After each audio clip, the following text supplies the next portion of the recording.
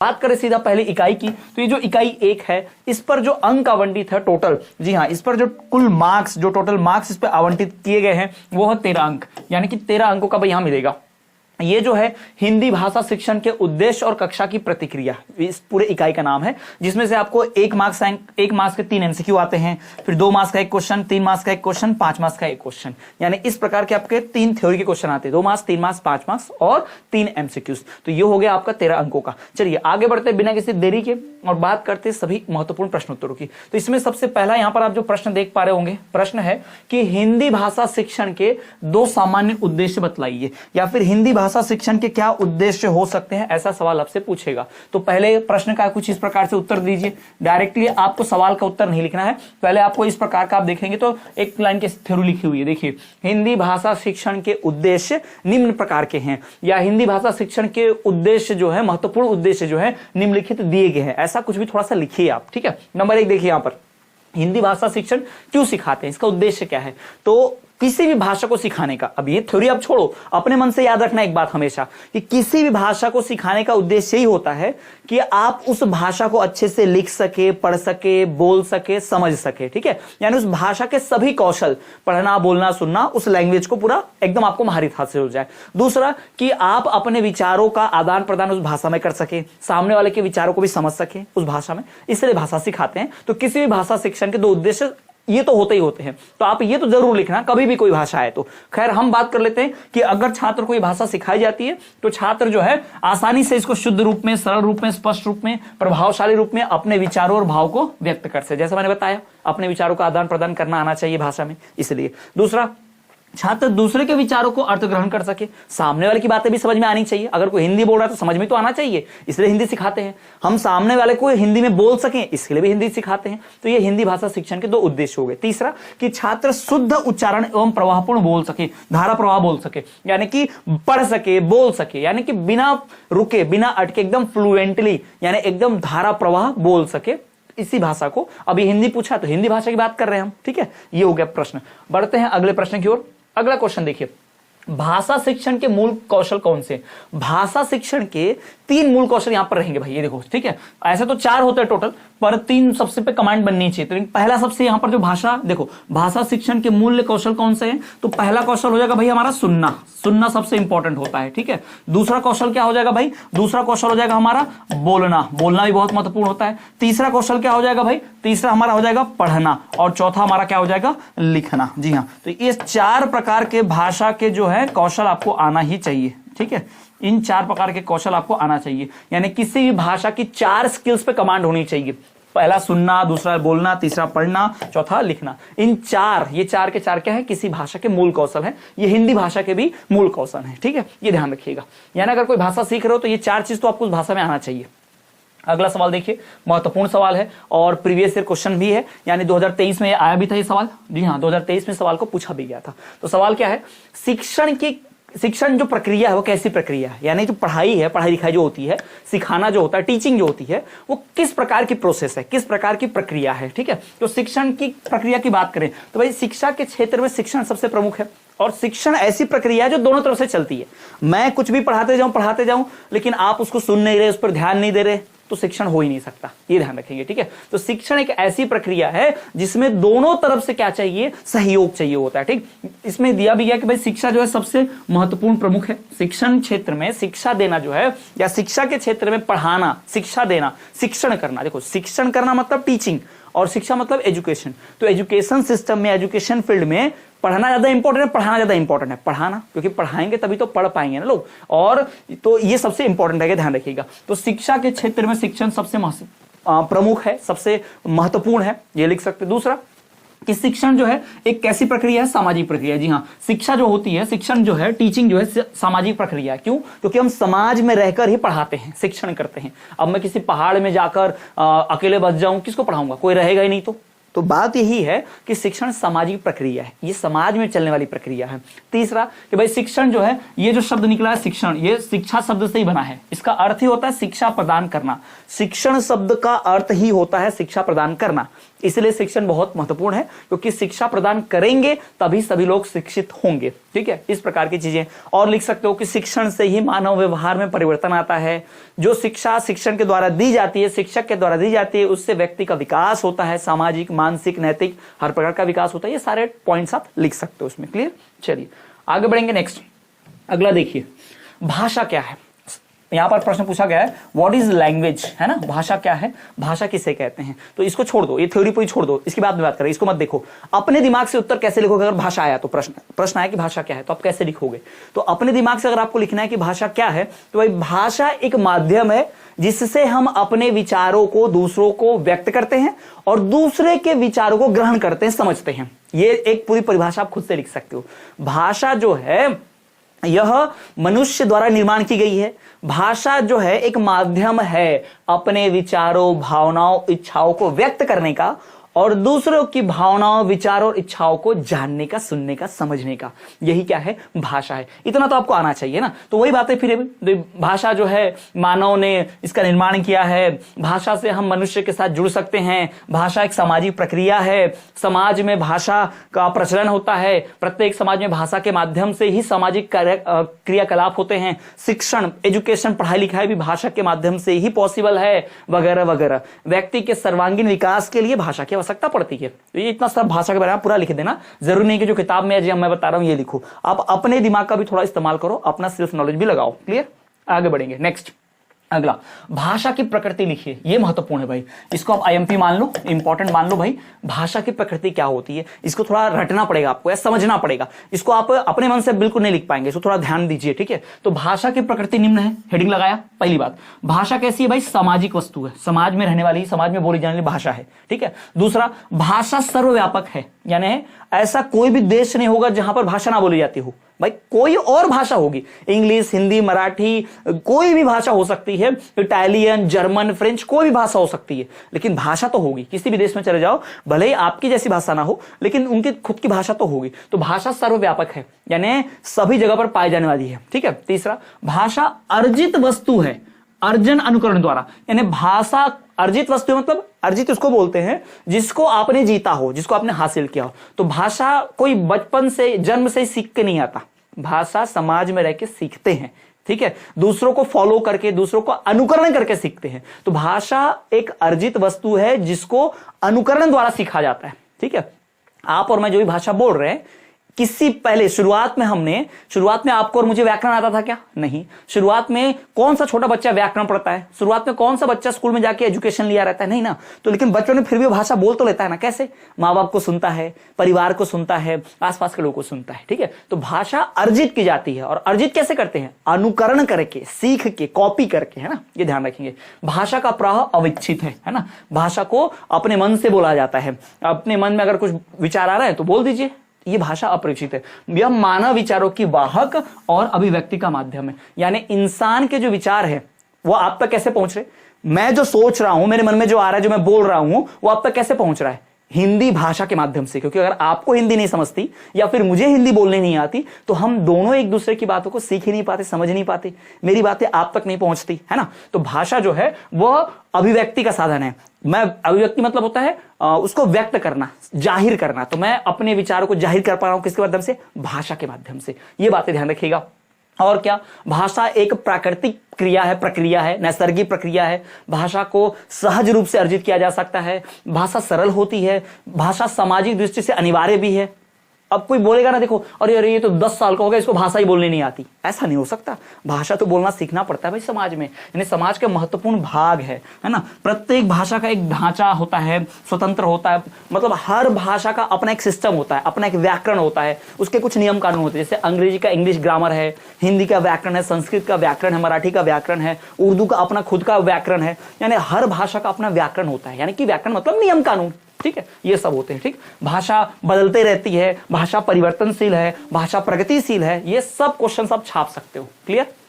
देखो आगे अगला क्वेश्चन देखिए, ये भी महत्वपूर्ण है, ये भी पीवाईक्यू है, 2020 में ये प्रश्न आ चुका है, ये क्वेश्चन पूछा जा चुका है 2020 में। ठीक है, सवाल क्या है, प्रादेशिक भाषा किसे कहते हैं। ठीक, इस क्वेश्चन को ना मैंने अपने गेस्ट क्वेश्चंस वाली वीडियो में भी शामिल किया है। अगर आपने अभी आने वाली 2025 की परीक्षा के लिए जो मैंने पूरा गेस्ट क्वेश्चंस का वीडियो बनाया है, जिसमें हर इकाई के 5-5, 6-6 महत्वपूर्ण प्रश्न बताए जिनके आने की बहुत संभावना है, उसमें मैंने इस भाषा को भी, इस क्वेश्चन को भी शामिल किया है, प्रादेशिक भाषा किसे कहते हैं, ये क्वेश्चन भी उसमें शामिल है, आप देखेंगे तो। ठीक है, बहुत महत्वपूर्ण है, समझ जाओ। तो प्रादेशिक भाषा नाम से समझ में आ रहा है, प्रदेश में बोले जाने वाली भाषा प्रादेशिक भाषा होती है, नाम से समझ में आ जाएगा। ठीक है, तो भारत अनेक प्रदेशों से विभक्त है, यानी भारत अनेक प्रदेशों से बटा हुआ है, विभक्त मतलब बटा हुआ है। उन प्रदेशों में प्रयोग में लाने जाने वाली भाषा को ही प्रादेशिक भाषा कहते हैं। तो भारत अलग अलग प्रदेशों में बटा हुआ है, विभक्त है, और यानी विभाजित है, बटा हुआ है, और उन प्रदेशों में जो भाषा बोली जाती है उसे ही प्रादेशिक भाषा बोलते हैं।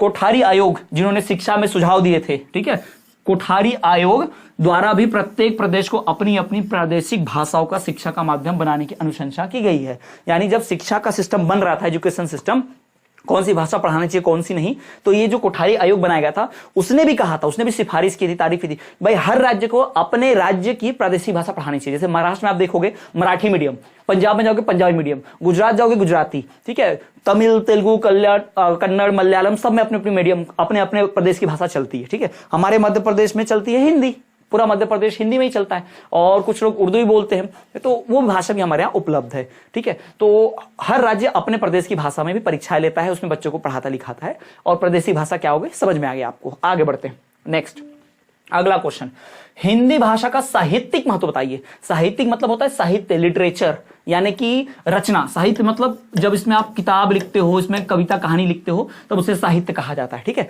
तो लिटरेचर जिसको बोलते हैं अंग्रेजी भाषा में। ठीक है, तो साहित्यिक महत्व क्या है, वैसे तो आप जानते हो जितनी भी, अब मैं आपको बताता हूं छोटा सा उदाहरण के तौर पर, कि साहित्य में यानी किताब लिखने में, कविता लिखने में, कहानी लिखने में हमारे देश में सबसे ज्यादा जो महत्वपूर्ण कोई भाषा है तो हिंदी है। सबसे ज्यादा मूवीज कौन सी भाषा में बनती हैं, हिंदी भाषा में।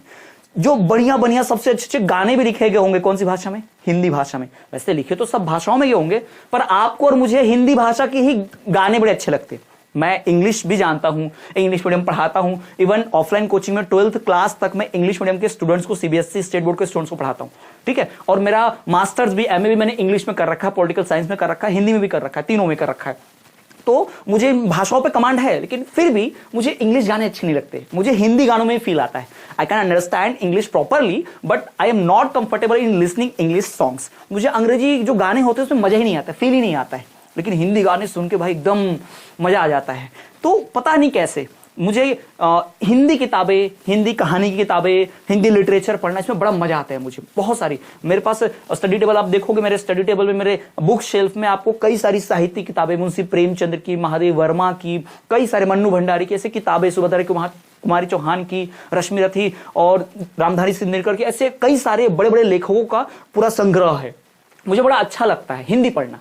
इंग्लिश मीडियम से मैं पढ़ा 12वीं तक, कॉलेज भी मेरा इंग्लिश मीडियम में हुआ, फिर जब मैं आर्ट्स में आया, एमए वगैरह में, तो मैंने हिंदी मीडियम लिया, लेकिन उसके पहले मुझे अच्छी खासी इंग्लिश पे कमांड थी, पर फिर भी मुझे इंग्लिश पढ़ने में मजा नहीं आती थी। मुझे मजा आती थी हिंदी पढ़ने में, मुझे कविता पढ़ने में बड़ा मजा आता था, शायरी लिखने में बड़ा मजा आता था। तो हिंदी से हम जुड़े होते हैं, तो हिंदी भाषा में मैं अपने भाव, अपने विचार, अपनी फीलिंग्स बहुत अच्छे से बता सकता हूं। तो साहित्य होता क्या है, साहित्य में आप कहानी लिखते हो, कविता लिखते हो, तो जब साहित्य में कहानी कविता लिखते हो तो उसमें भावनाओं की आवश्यकता होती है, और इंसान अपनी बेस्ट भावना, अपनी सबसे अच्छी फीलिंग को ईमानदारी से, एकदम बेहतर तरीके से अपनी मातृभाषा में ला सकता है। तो आपकी जो भी मातृभाषा हो उसी भाषा में आप करोगे। तो भाई हमारे यहाँ साहित्य में हिंदी भाषा का बहुत बहुत महत्व है। अब साहित्य की दुनिया में सबसे बड़ा नाम किसका आता है, मुंशी प्रेमचंद्र का। और मुंशी प्रेमचंद किस भाषा में लिखते थे, हिंदी भाषा में लिखते थे। ठीक है, तो हिंदी भाषा का साहित्यिक महत्व जो भारत में बहुत बड़ा है, या बहुत महत्वपूर्ण है ना। भारत में कई प्रकार की भाषाएं हैं, संस्कृत से लेके, हिंदी से लेके, कई सारी आपको भाषाएं मिल जाएंगी, लेकिन फिर भी जो महत्व हिंदी का है, और जो चीज हिंदी में है, जो मजा, या कह सकते हो जो फील, जो एहसास हिंदी में हो, अन्य किसी भाषा में नहीं आता। ठीक है, ये उनके लिए जो हिंदी बोलते हैं, जो हिंदी नहीं बोलते उनके लिए ये बात मायने नहीं रखेगी। ठीक है, हिंदी भाषा जो है वो अनेक भाषाओं से मिलकर बनी है, इसलिए हिंदी भाषा में शब्दों की कमी नहीं है। और हिंदी भाषा के आप गाने देखोगे तो उसमें आप देखोगे कि उसमें उर्दू शब्दों का समावेश है। आजकल आप देखोगे बड़े बड़े रैपर्स या गाना लिखने वाले पंजाबी शब्द, उर्दू शब्द, हिंदी शब्द, इंग्लिश शब्द सब डाल देते हैं हिंदी में, सब कुछ डाल देते हैं और हिंदी चलता है। तो हिंदी जो है आगे चल के इसको सभी लोगों ने माना, तो आगे चल के हिंदी को ही साहित्यिक भाषा के रूप में मान्यता मिली और हिंदी में ही साहित्यिक रचना होने लगी। किताब लिखने लगे लोग, कहानी लिखने लगे, आत्मकथा लिखने लगे, कविताएं लिखने लगे, शेरो शायरियां लिखने लगे, ये सब हो गई है। ठीक है, तो हिंदी जो है साहित्य की दुनिया में बहुत बहुत बड़ा कह सकते हो एक भूमिका है। हिंदी के बिना साहित्य की रचना तो की जा सकती है, लेकिन उसकी परिकल्पना नहीं की जा सकती और वो फील नहीं आएगा, आप कह सकते हो वो एहसास नहीं होगा, या हम कह सकते हैं कि साहित्य जो है हिंदी के बिना अधूरा होगा। ठीक है, इस प्रकार की चीजें, मतलब साहित्य में हिंदी का क्या रोल है, इसे तारीफ करते करते आप लिख देना, आपको पूरे पूरे नंबर मिलेंगे। चलिए आगे बढ़ते हैं। नेक्स्ट अगला सवाल पीवाईक्यू है, 2023 में पूछा था। जी हाँ, 2023 के डेट के परीक्षाओं में यह प्रश्न आया भी था। सवाल है माध्यमिक स्तर पर हिंदी भाषा शिक्षण के उद्देश्य लिखिए। माध्यमिक स्तर मतलब मिडिल क्लास तक पढ़ाते हुए, 5वीं 8वीं तक पढ़ाते हुए, 8वीं तक पढ़ाते हुए जो हिंदी भाषा है उसका महत्व क्या है बताइए। ठीक है, तो माध्यमिक स्तर पर हिंदी भाषा शिक्षण के उद्देश्यों को 3 भाग में बांटा जा सकता है। ठीक है, माध्यमिक स्तर पर जो हिंदी भाषा शिक्षण करते हैं उसको 3 लेवल पर बांट सकते हैं। नंबर 1 भाद प्रकाश का उद्देश्य, भाव ग्रहण का उद्देश्य और सृजनात्मकता का उद्देश्य।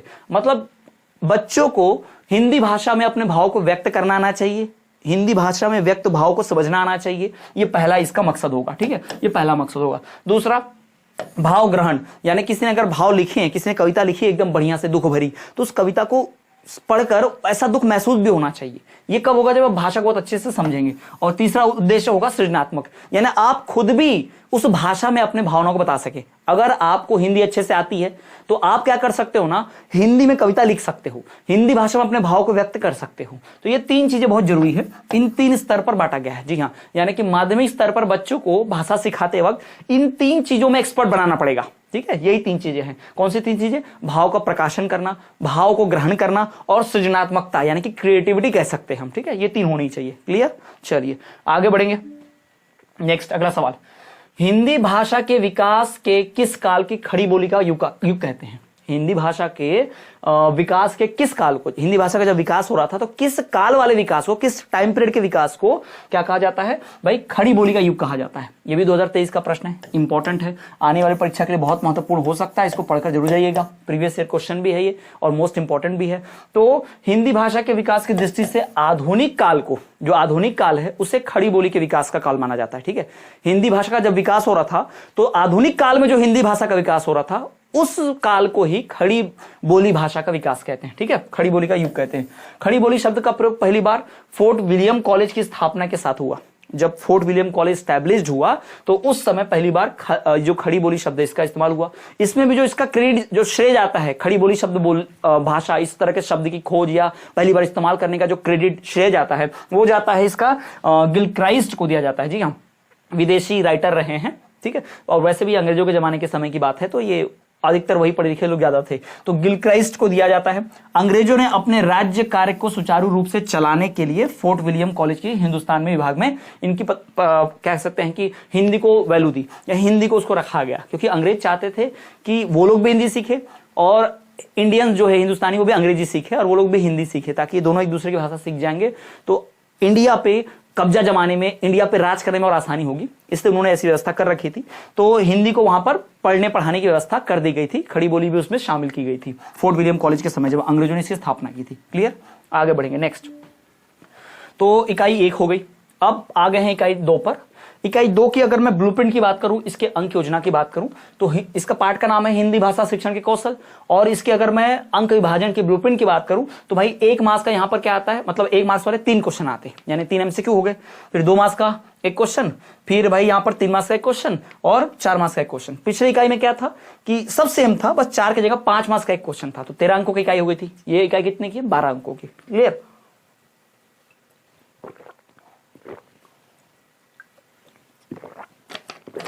तो हिंदी भाषा शिक्षण के कौशल इस इकाई पर 3 क्वेश्चंस है भाई, 3 थ्योरी वाले क्वेश्चंस, कितने 2 3 4 मार्क्स वाले 3 क्वेश्चंस, ठीक है। और 3 नंबर का एमसीक्यू भी आ जाता है, एक नंबर के 3 वस्तुनिष्ठ प्रश्न उत्तर भी आ जाते हैं। पूरी इकाई 12 अंकों की है। अब बढ़ते हैं सीधा सीधा इसके मेन प्रश्न उत्तरों पर चलेंगे, ठीक है। जो मेन इंपॉर्टेंट क्वेश्चन आंसर्स हैं उसकी बात करते हैं। तो कविता का स्वरूप, पहला प्रश्न ही है, कविता का स्वरूप किस प्रकार का है, यानी जो कविता होती है उसका स्वरूप किस प्रकार का होता है। तो उसके स्वरूप की बात करें तो भाई जब कविता, काव्य, कुछ भी जब इस तरह का पाठ करते हैं, पढ़ाते हैं, तो कविता को भाव के साथ पढ़ना पड़ता है, फीलिंग्स के साथ, इमोशन के साथ पढ़ना पड़ता है, उसको गाना पड़ता है, ठीक है। तो उसमें भाई आपको भाव सौंदर्य, कल्पना सौंदर्य, विचार सौंदर्य, भाषा सौंदर्य, ये सब आना चाहिए। जी हाँ, कविता पढ़ते वक्त आपको कविता में क्या भाव है वो महसूस होना चाहिए, उसकी ब्यूटी, सौंदर्य। फिर कल्पना, यानी जो इमेजिनेशन में है, जो इमेजिन करके लिखा गया है, वो भी जैसे लिखा है कि सुबह के समय लाली छाई है आसमान में, ऐसा लिखा है कविता में, मान लो। तो आप मन में इमेजिन करोगे ना, करना चाहिए आपको, करोगे तभी कविता को बेस्ट लगेगी कविता। फिर विचार सौंदर्य, यानी सोचने के बाद, इमेजिन करने के बाद और विचार कीजिए, कितना मजा आएगा, कितना समय होगा, क्या फील कर रहा होगा पोएट, राइटर, है ना, ये सब आप देखो। और भाषा, भाषा में कितने बढ़िया शब्द का इस्तेमाल किया, वाह, कितने